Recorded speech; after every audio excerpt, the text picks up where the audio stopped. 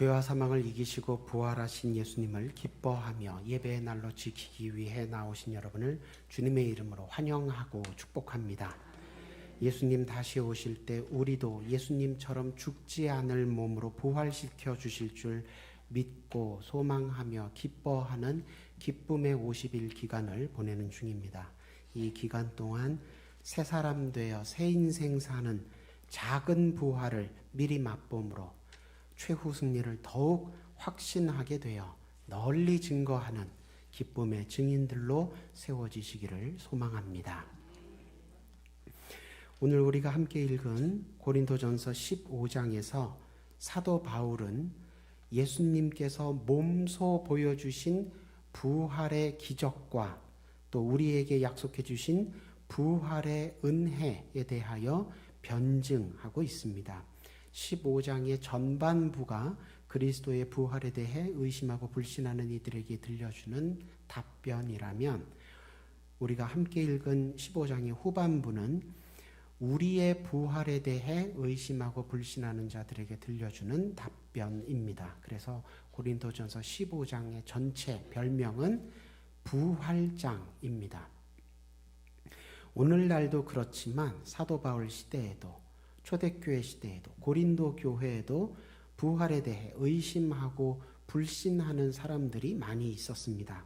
35절에 죽은 자들이 어떻게 다시 살아나며 어떠한 몸으로 오느냐 이렇게 질문하는 사람들이 있었는데 이 질문은 오늘날 요즘 말로 바꾸자면 죽은 사람이 어떻게 다시 살아날 수가 있겠느냐, 죽은 지 오래되어서 몸이 다 썩어 살아날 몸이 없어진 사람은 또 어떻게 된다는 거냐.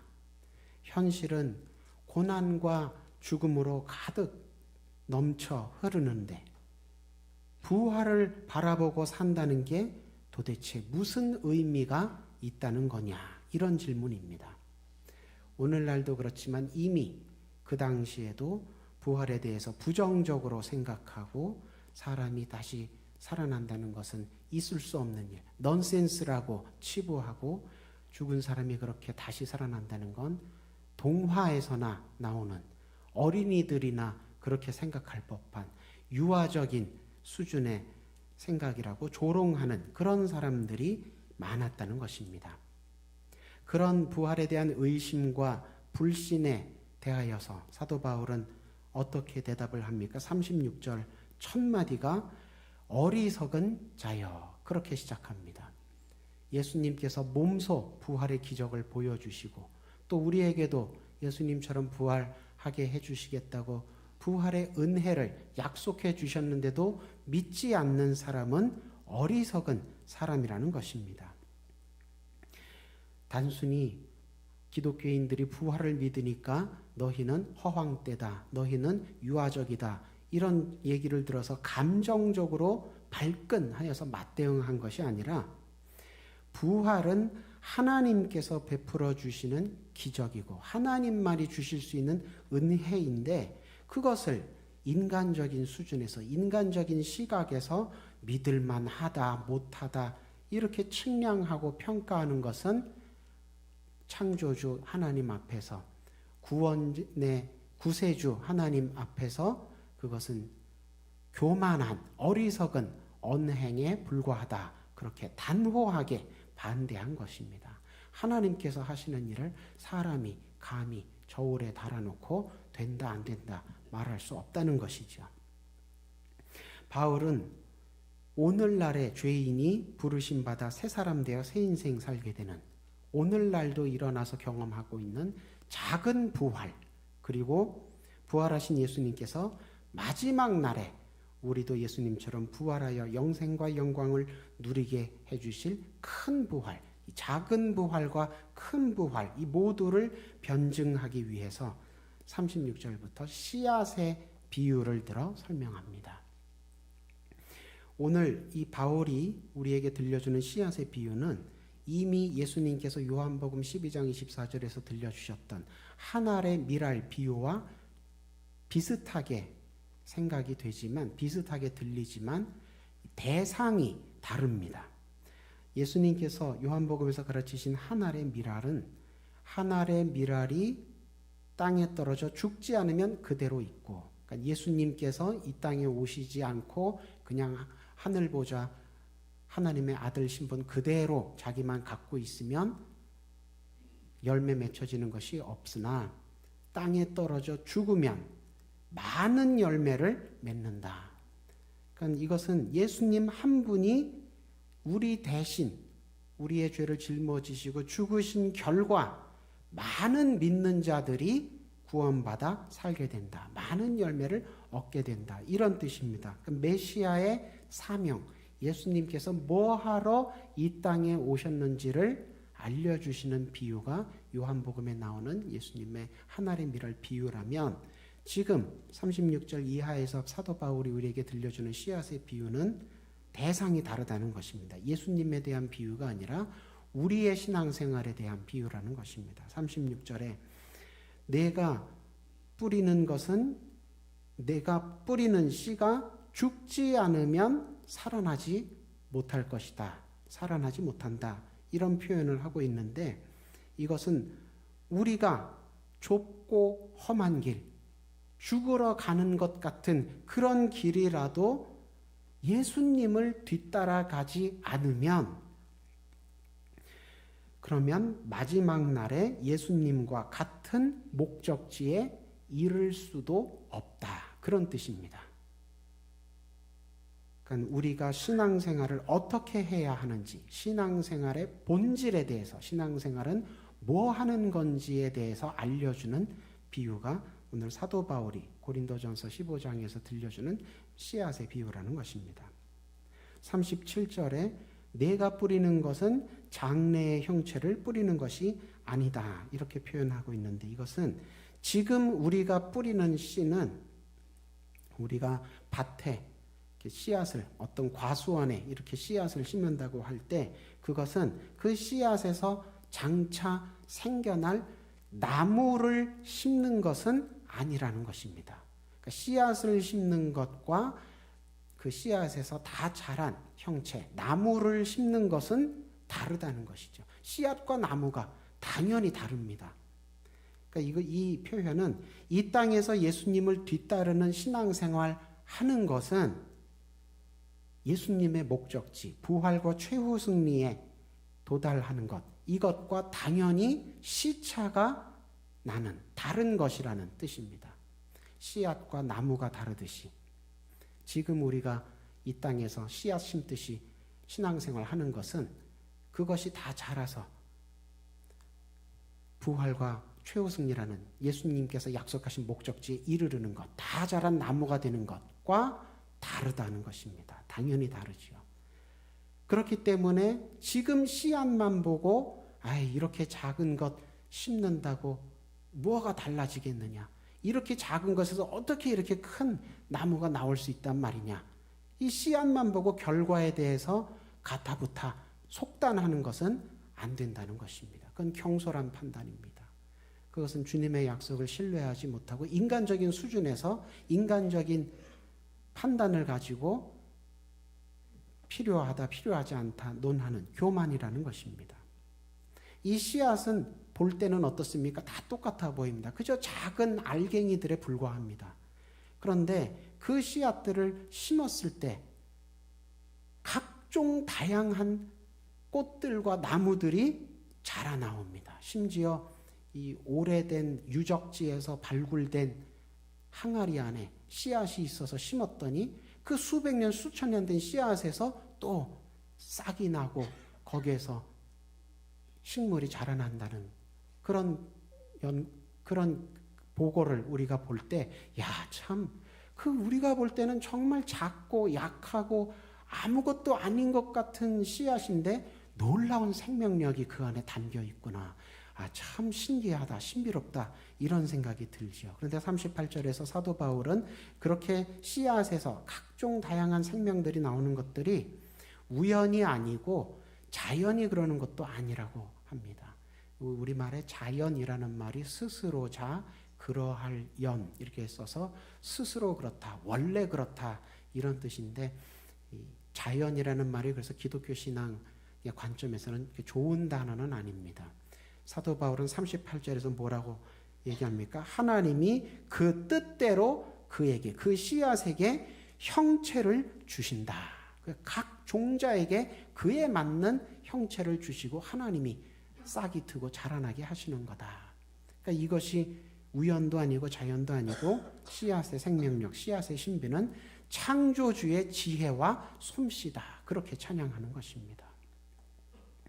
그 씨앗을 사람이 잘못 알고 심으면 어떻게 되겠습니까? 나중에 좀 낭패를 보게 되지요. 어떤 사과 열매, 배 열매, 이런 열매를 바라면서 자기 과수원에 씨앗을 심었는데 이 씨앗을 잘못 알고 심은 거라면 그냥 라일락 이런 것들만 자라면 이 열매를 기대하고 심었던 사람이 낭패를 보게 되겠지요.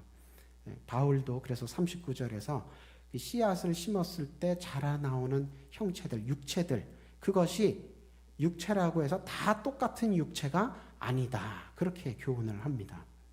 이 땅에 있는 동식물들, 그것이 씨앗일 때는 혹은 알에 들어있을 때는 혹은 갓 태어난 새끼일 때는 다 작고 약하고 다 좀 비슷비슷해 보입니다. 닭의 새끼나 꿩의 새끼나 알에 들어있을 때 이 알만 보면 잘 모르고 또 알을 깨고 새끼로 나왔다 하더라도 이것이 닭인지 꿩의 새끼인지 병알인지 꿩의 새끼인지 독수리의 새끼인지 우리는 잘 모르죠. 언제 알게 됩니까? 다 자라게 되면 그것의 육체가 완전히 이렇게 다르게 되는구나 알게 되는 것입니다.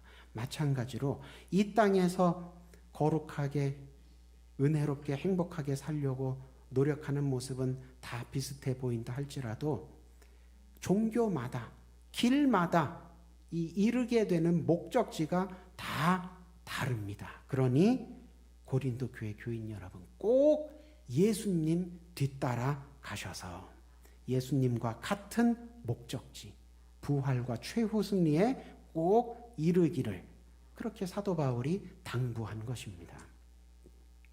40절 보니까 하늘에 속한 형체, 땅에 속한 형체가 다 다르고 또 하늘의 형체가 받을 하늘의 영광이 다르고 땅의 형체가 받을 땅의 영광이 다 다르다. 그런 표현이 나오는데 이것은 하늘에 속한 형체는 무슨 뜻이냐 하면 하나님의 길로 행하여서 하나님의 나라에 이르는 인생, 그것이 하늘에 속한 형체, 하늘에 속한 인생입니다. 그러면 땅에 속한 형체는 무엇이겠습니까? 세속적인 길로 행하는 인생이죠. 세속적인 길로 나아가는 사람은 세상이 끝날 때 세상과 같이 함께 끝나게 되는 인생을 사는 것입니다. 그래서 하나님의 사람으로 살면 하나님께서 약속하시고 예비하신 영광을 받아 누리게 되는 것이고 세상의 사람으로 살면 세상에서는 박수받고 칭찬받고 세상의 영광 누리게 될지는 모르겠으나 세상의 사람으로 살았으니 하늘의 영광에는 이르지 못한다는 것입니다. 이것은 예수님의 구원이 폭이 좁다. 예수님이 우리에게 구원을 널리 베푸시는 일에 인색하시다. 이런 뜻이 아니고 예수님과 다른 것을 심었기 때문에 씨앗이 달랐기 때문에 예수님과 같은 것을 거두지 못하게 된다. 그런 뜻입니다. 지극히 당연한 얘기를 하는 겁니다. 산 꼭대기에 오르려면 어떻게 해야 되겠습니까? 오르막길로 올라가야죠. 내리막길로 내려가기만 하면서 산 꼭대기에 이르고 싶습니다. 하나님 나라 들어가고 싶습니다. 예수님 꼭 닮기 원합니다. 안 된다는 것입니다. 씨앗을 다른 것을 심었는데 어떻게 같은 열매가 나옵니까? 사도 바울이 지금 그런 교훈을 가르치고 있는 것입니다. 바울은 성도가 예수님 다시 오시는 날 부활하여 천국의 상급을 받는 것을 41절에서는 해와 달과 별이 받을 영광에 비유하여 가르치고 있습니다. 우리는 보통 신앙생활할 때 대개 어떤 생각을, 어떤 바람을 갖습니까? 해처럼 빛나는, 정말 온 세상을 다 환하게 밝힐 만큼, 온 세상을 다 덮을 만큼 선한 영향력을 끼치며 그렇게 해처럼 신앙생활 하기를 바랍니다. 그래야 해처럼 빛나는 영광도 상급도 받게 될 것 같으니까 우리는 그렇게 생각을 많이 합니다.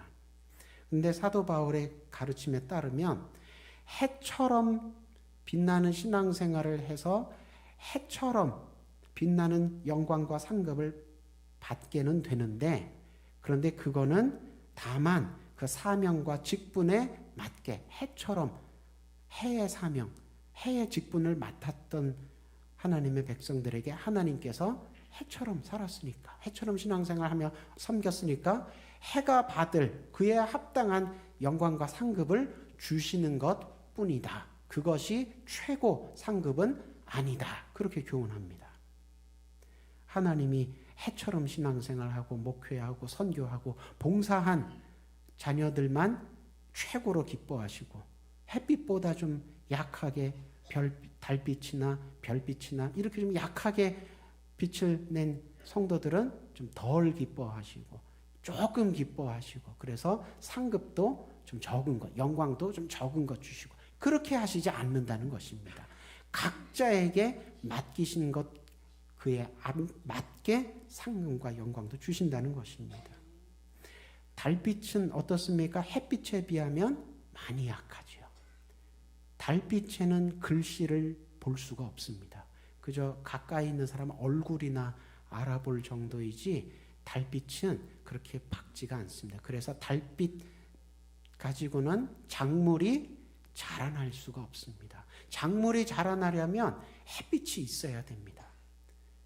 그러나 그렇다고 해서 달이 해보다 열등하고 못하고 기쁨이 되지 않느냐? 그렇지 않습니다. 중요합니다. 농사를 지을 때는 물론 햇빛이 있어야 작물이 자라지만, 농사를 지을 때는 또 무엇이 중요합니까? 시기를 잘 맞춰야 됩니다. 그런데 달이 차고 이지러지는 모습을 보고 우리가 날짜를 계산할 수 있습니다. 보름 단위로 날짜를 계산할 수 있습니다. 그래서 농사를 짓는 농부 입장에서는 이 한 번 시기를 이 농사 때 잘못 맞추면은 그 한 해 농사가 다 망쳐지는 것이기 때문에 달빛이 햇빛보다 훨씬 약하다 하더라도 이 결코 무시할 수가 없습니다. 요긴하게 중요하게 달도 관찰하면서 날짜를 세워야 하기 때문입니다.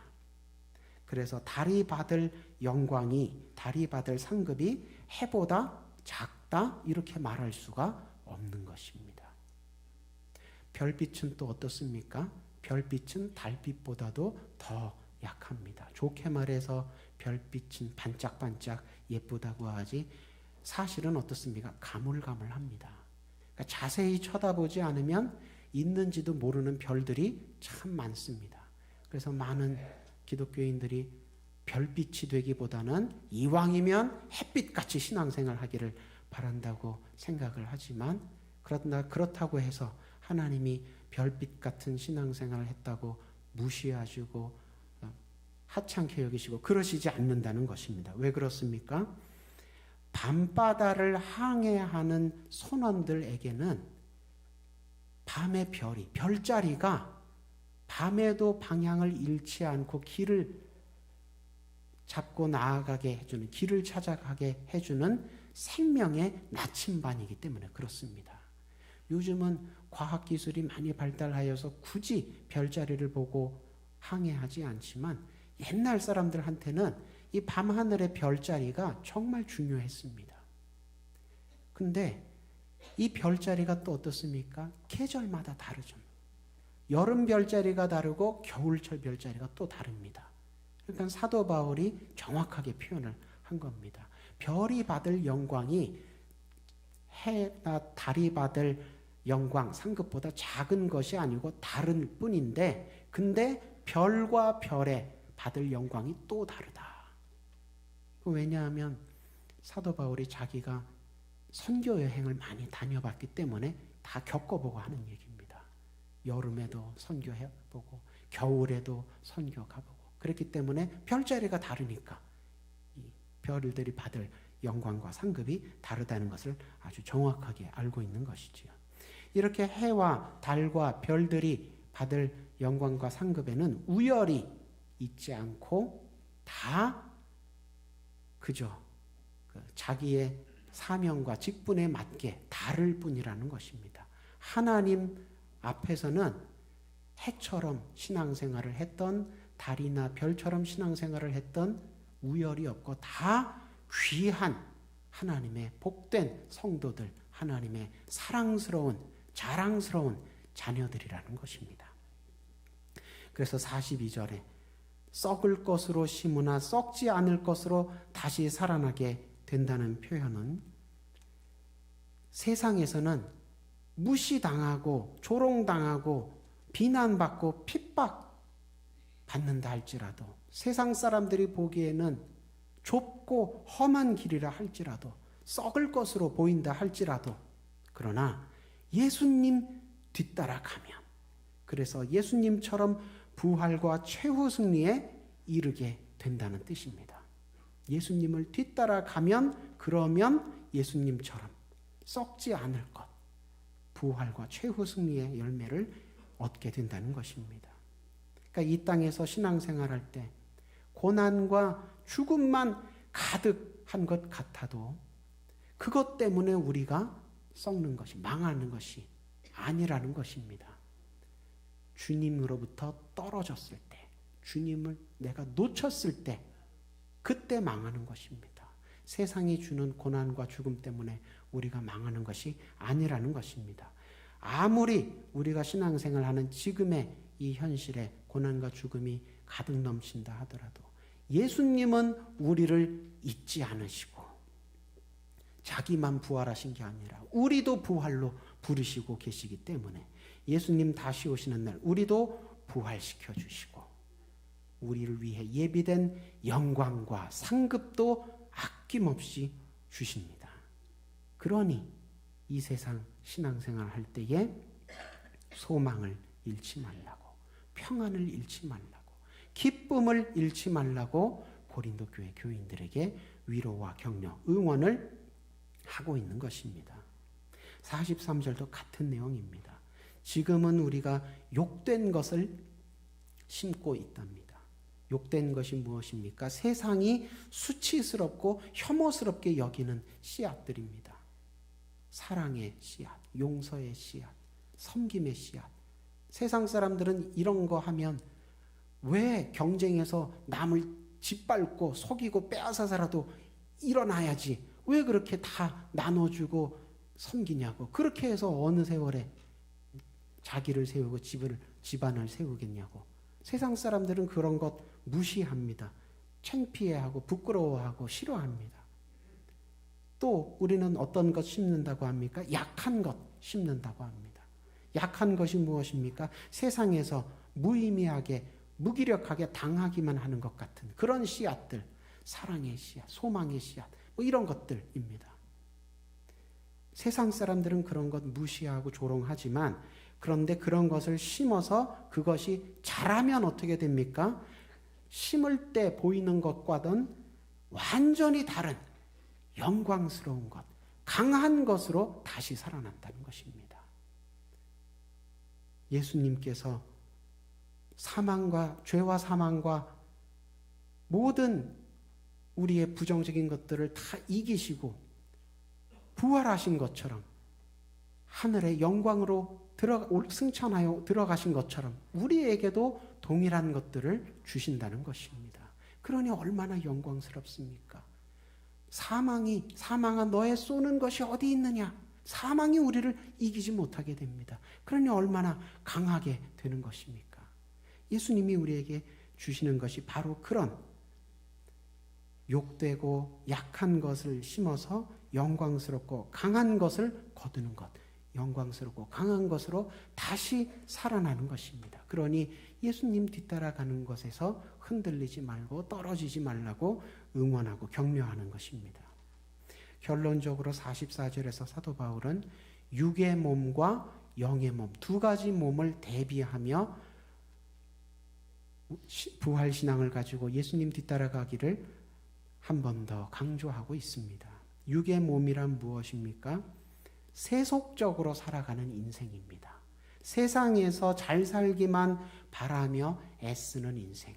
그런 인생, 그런 육신의 몸, 세속적인 몸을 입고 살아가는 것은 우리가 돌이켜야 할, 빨리 돌이키고 돌아와야 할, 반대로 가야 할 옛 길입니다. 예수님께서는 그 옛 길 대신 새로운 길로, 새 길로 우리를 부르고 계십니다. 그것이 신령한 몸, 영의 몸을 가지고 사는 인생입니다. 그리스도를 뒤따라가서 그리스도와 같은 목적지에 이르게 되는 인생. 그것이 우리가 육의 몸을 벗고 영의 몸을 입고 살 때 얻게 되는 복된 결론인 것입니다. 부활신앙은 결코 허황되고 유치하고 무의미한 그런 현실 도피가 아닙니다. 그리스도인이 현실을 이기게 해주는, 아무리 문제가 많은 현실이라도 그 문제들을, 그 현실들을 다 이기게 해주는 원동력이 부활신앙인 것입니다. 부활신앙을 가지고 신앙생활을 한다고 해서 당장 문제가 다 없어지거나 평생 문제를 안 만나고 살게 된다는 것은 아니지만, 그러나 그 문제들을 다 마침내 이기게 해주신다는 것입니다.